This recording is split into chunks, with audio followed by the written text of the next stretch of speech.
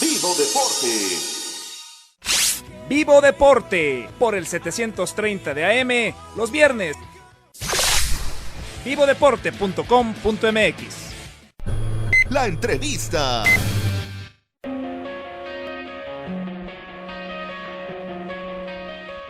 Damos la bienvenida a Miguel Gómez, deportista de alto rendimiento en remo, quien participó en las Olimpiadas de Sydney 2000. También fue campeón en Juegos Centroamericanos y participó en numerosos campeonatos mundiales, ocupando lugares entre los 10 mejores. Nos va a platicar de este duro deporte y su experiencia personal en más de 10 años de carrera. Explicará de qué se trata el remo, lo que implica en preparación física y mental, así como todo lo que ganó en lo personal en viajes, competencias y su participación en Juegos Olímpicos. ¿Cómo estás, Miguel?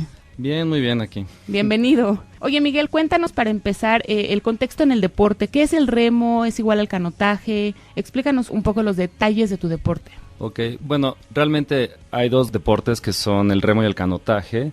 Los dos son deportes olímpicos. La diferencia principal entre ellos es que el remo uno siempre va de espaldas, llega de meta de espaldas, y en el canotaje uno va siempre viendo de frente, ¿no? La diferencia entre los botes, tanto en remo y como canotaje, podemos tener un bote individual, de pareja, de 4, y en el remo hay un bote de 8 personas. La distancia de competencia en el remo es de 2,000 metros, las competencias son de 2 kilómetros, y hay diferentes categorías, ¿no? Que pueden ir cuando en remo tú puedes utilizar un remo, cada persona tiene un remo, o puedes tener 2 remos, cada uno está armando con dos remos. Y las categorías pueden ir en lo que se llama el peso abierto y categoría de peso ligero. Peso ligero significa que, como en muchos otros deportes, como es el box, otros deportes olímpicos, 2 horas antes de la competencia, el promedio del bote debe de ser 70 kilos. Lo que implica, por ejemplo, un remero puede pesar hasta 72 kilos y medio y el otro remero tendría que estar pesando 67 kilos y medio para promediar los 70 kilos. Oye, ¿y qué tiempo se hacen o cómo es? Pues realmente, bueno, esto varía, obviamente, mientras más personas hay en el bote es mucho más rápido. Un bote de 8 personas con un timonel, que el timonel es la persona que va gritando o va llevando la dirección. Que hacia ahí lo van cargando. Exactamente. ¿No? Y gana, y hasta medalla olímpica le dan. Exacto. ¿Y entrenan igual? Bueno, eso ya me salí del guión, pero ¿entrenan igual? Pues no. Perdón, ok. Y entonces, ¿son 8 personas? Son 8 personas y hacen un tiempo aproximado que puede ir más o menos de 5 minutos 30, obviamente dependiendo de las condiciones de la pista. Claro. Si hay una pista con mucho oleaje, con mucho viento, estos tiempos pueden incrementarse hasta 1 minuto. Okay. Y un bote de 2 personas o de una persona, bueno, más bien el de una persona, podría estar haciendo cerca de 6 minutos 40 aproximadamente. Oye, ¿cuántos botes compiten al mismo tiempo? La pista tiene 6 carriles. La pista de remo tiene 6 carriles, lo que implica que la final olímpica es de 6, a diferencia de atletismo que es de 8, por ejemplo. Ok, ¿y desde qué olimpiada existe el remo, Las olimpiadas están desde la primera olimpiada, nada más que por malas condiciones climatológicas pues, no se llevó a cabo. Okay. El mismo varón Pierre de Coubertin remaba. Ándate. Oye, ¿y cuáles son los países dominantes en remo? Pues lo curioso es de que no hay un país dominante como podría ser, por ejemplo, en el fútbol el Brasil o Argentina, o sea, que tienen grande tradición. O sea, realmente se puede hablar que toda Europa tiene una gran tradición en el remo, lo mismo que Estados Unidos, Canadá, Australia y Nueva Zelanda. Ok. Oye, Miguel, platícanos un poco más de tu vida en el remo, ¿no? Lo que fueron tus experiencias, las competencias a las que fuiste, tus logros, algo más personal, vaya. Bueno, pues yo realmente empecé en canotaje a los 14 años y de ahí me pasé a remo. Y empecé, bueno, obviamente yo tengo un hermano gemelo, empezamos a remar juntos. O sea, es un deporte de mucho equipo. Entonces siempre estuve remando parejas, dobles, 4, 8. Y a los 17 años ya empecé a ir al centroamericano. Realmente tuve una carrera de alto rendimiento que fue desde el 93 hasta el 2003, o sea, realmente lo que podemos hablar de 10 años de lo que sería alto rendimiento, de centroamericanos, panamericanos, mundiales, copas del mundo. Digo, todo ¿cuántos años tenías cuando fuiste a las Olimpiadas? A las Olimpiadas tenía 24 años. Wow, increíble. Sí. ¿Qué más nos puedes platicar? ¿Más lugares, más mundiales que hayas hecho, juveniles, algo de tus competencias? Pues algo muy padre del remo, que es justamente porque pues las pistas de remo, 2 kilómetros de agua, pues no están en los centros de las ciudades, normalmente están aquí en el caso de Xochimilco en las afueras. Entonces siempre acabas conociendo los lugares que son fuera de las ciudades, ¿no? Obviamente lugares espectaculares, reservas naturales, no sé, en general se vuelve algo, digo, muy agradable. Bueno, realmente vas conociendo mucho lo que son las afueras de los lagos y toda esta parte. Oye, ¿en qué lugar quedaste en las Olimpiadas, por ejemplo? Quedé en 10º lugar. 10º, Ok. padrísimo. Oye, y en el Mundial Juvenil, ¿cuál ha sido tu mejor lugar que has obtenido? Pues en los mundiales juveniles quedé 4º lugar en el mundial juvenil, que fue en Múnich, en Alemania. El año anterior había quedado 8º en Noruega. En mundiales, en Copas del Mundo, en el Mundial de Colonia Alemana quedé 5º lugar. Y antes de los mundiales siempre están lo que se llaman las Copas del Mundo, en el cual pues tuve una medalla en Lucerna, en Suiza, o sea, estuve bien. Oye, ¿dónde sueles prepararte o entrenarte? ¿Sueles ir a algún lado? ¿Te quedas en algunos lados? ¿Cómo está esta parte? Bueno, realmente, por ejemplo, lo que es una de las desventajas de vivir en la Ciudad de México, una de tantas, es que, por ejemplo, es por la altura que tenemos, puede decir que estamos en un campamento de altura. Entonces realmente no es recomendable. Nosotros, por ejemplo, evitábamos estar siempre en un campamento de altura, por lo cual el año de la Olimpiada o el año antes, por ejemplo, teníamos una base que podría ser Sevilla o podría ser Múnich, y de ahí ya nos íbamos justamente en coche, nos íbamos como todas las competencias eran en Europa, entrenábamos en Sevilla o en Múnich, y de ahí nos íbamos a competir a Lucerna, a Viena, íbamos por estas partes. Está increíble. Oye, ¿qué necesita desarrollar un atleta para hacer remo y cómo era tu entrenamiento? Cuéntanos un poco.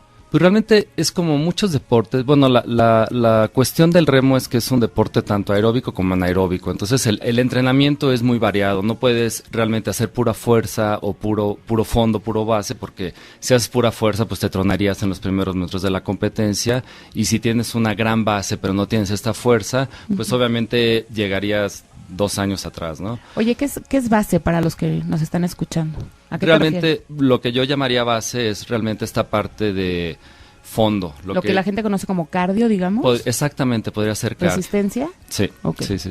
Entonces no puedes, o sea, tienes que hacer una combinación de fuerza y cardio o resistencia para... Exacto. Por ejemplo, en la pretemporada se entrena mucho lo que es el fondo, el cardio, aunque sí siempre no puedes perder la fuerza y tienes intervalos de entrenamientos de fuerza. Ok, es fuerza que explosiva, ¿no? Sí, fuerza explosiva. Ok, ¿y qué partes del cuerpo es lo que más trabajas? Pues en el remo prácticamente trabajas todo, ¿no? Que va desde las piernas, pues los lumbares, abdominales, brazos. O sea, realmente es un deporte bastante completo. Oye, ahorita que me contaba del reloj de Garmin, del Forerunner, él te mide el VO2 máximo. Según yo, los remeros son los que tienen un mayor consumo de oxígeno, ¿es verdad? Sí, se dice. ¿Sí? Tanto el remo, los remeros, los ciclistas, sí llegas a tener un gran nivel de VO2 máximo. Oye, ¿cómo trabaja en la parte mental? Pues realmente es muy curioso, ¿no? Porque uno hablaría, es una regata, sin embargo, que dura 6 minutos. Sin embargo, hablando de preparaciones y de ciclos, podemos hablar de 2 grandes ciclos, ¿no? Que obviamente es el ciclo anual, que termina con un mundial, y están hoy los ciclos de 4 años que terminan con las Olimpiadas, ¿no? Obviamente, si tú no puedes empezar anualmente, muy duro, porque las competencias que importan te quemarías. De la misma forma, cuando se hacen ciclos olímpicos para que llegues tu nivel máximo en 4 años sea la semana de la Olimpiada. Claro. Entonces tienes que ser muy inteligente a la hora de administrarte tanto física como mentalmente, ¿no? Como muchos deportes, uno mentalmente llega a un punto donde está saturado. Claro, y en la carrera, ¿cómo le hacen?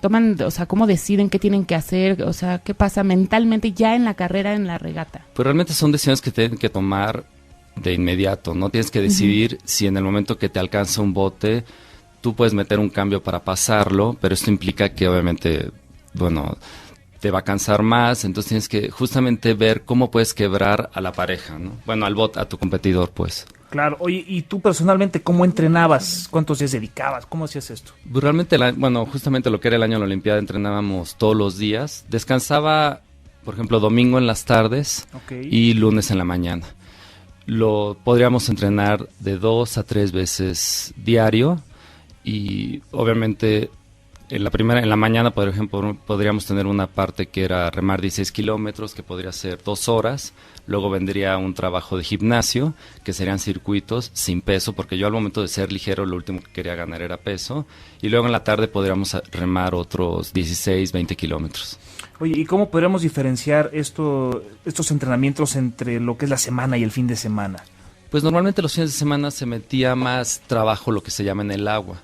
Por ejemplo, eran largas distancias y series o digo, en el agua, o sea, remando, por ejemplo. O sea, dedicado al 100%, ¿no? Sí, no tiempo para estudiar ni nada. Y me imagino que tenías una dieta especial, ¿no? Para tener... Desgraciadamente sí.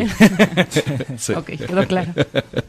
Sí. Oye, Miguel, ir a una olimpiada es un sueño para cualquier persona, ¿no? Definitivamente. Cuéntanos. Bueno, pasa algo muy curioso porque yo te puedo decir, bueno, por lo menos en mi experiencia, que a veces la gente que menos disfruta la olimpiada es la gente que está compitiendo. Claro. Claro. No, obviamente lo que es el nivel de estrés, y para mí justamente el estrés era estar a dieta y tener que, imagínate, con esos entrenamientos tienes que estar a dieta. Entonces realmente, pues hay mucha presión, ¿no? Pues tienes que quedar, hay patrocinadores, tienes que quedar dentro de cierto parámetro, tienes ciertos resultados. Entonces realmente sí la disfrutas, pero por otro lado estás con este pendiente que dices, me tiene que ir bien, tengo que tener buen resultado. Sin embargo, bueno, te puedo decir que, por ejemplo, la experiencia olímpica, pues sí es el sueño hecho realidad después de años, ¿no? Desde que uno comienza a remar, bueno, lo que tienes en la cabeza es de quiero ir a la olimpiada. Y vas a la olimpiada y luego te preguntas y ahora qué sigue, ¿no? Quedaste en el lugar número 10, quedamos, ¿no? Exacto. Increíble. Oye, si pudiéramos resumir qué aprendizaje de vida te dejó y qué aprendizaje deportivo te dejó esta experiencia, ¿cómo lo podríamos resumir?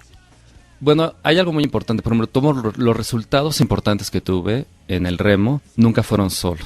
O sea, siempre tuve un compañero. Por ejemplo, en este caso fue Rómulo Bouzas, fue mi compañero de remo y con él estuve muchos años remando. O sea, realmente tuve la fortuna de encontrar a alguien que estuviera dispuesto a hacer los mismos sacrificios que yo. Entonces, en este momento, pues realmente uno lo va pasando a lo que cuando uno deja de remar, lo que es la vida profesional. En mi caso, yo estudio arquitectura y artes plásticas, y realmente se vuelve una cuestión únicamente de toda esta energía que yo dedicaba al remo, se dedica a otras actividades. Tanto sacrificio en el remo y tal, ¿qué te ha dejado ya en tu vida personal cuando tú decides dejar de remar a este nivel? Uh-huh. ¿Qué te encuentras tú como persona? Ahora, ¿quién eres después de haber hecho todo eso? Pues sí, bueno, viene un tipo de depresión después del remo, donde dices, bueno, exactamente, ¿ahora qué hago? Ya pasó la olimpiada, ya lo hice, y realmente cuando yo tenía el psicólogo que me decía, tienes que visualizarte, competir en la olimpiada, pero nunca me dijo qué iba a hacer cuando pasara la olimpiada, ¿no? Claro. Entonces sí fue un poco encontrar otra pasión. En este caso para mí fue, por mi familia y todo, fue el arte y un poco la arquitectura. En lo personal, ¿qué más te deja el haber estado trabajando con más gente, por ejemplo, todo este concepto de trabajo en equipo y todo eso? Después, ¿cómo te sirve?